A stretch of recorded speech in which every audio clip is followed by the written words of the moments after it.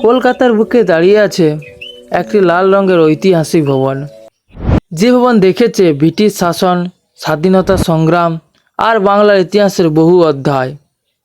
এটি হলো writers building.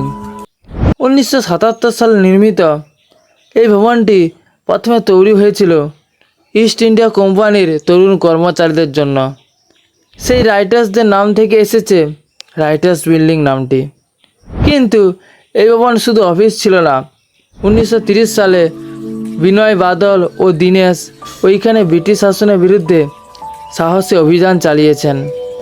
তাদের আত্মত্যাগ আজও বাংলার ইতিহাসে অমর হয়ে আছে। দীর্ঘ সময় ধরে এটাই ছিল পশ্চিমবঙ্গ সরকারের প্রশাসনিক কেন্দ্র। অসংখ্য গুরুত্বপূর্ণ সিদ্ধান্ত এই ভবনের ভেতরেই নেওয়া হয়েছে।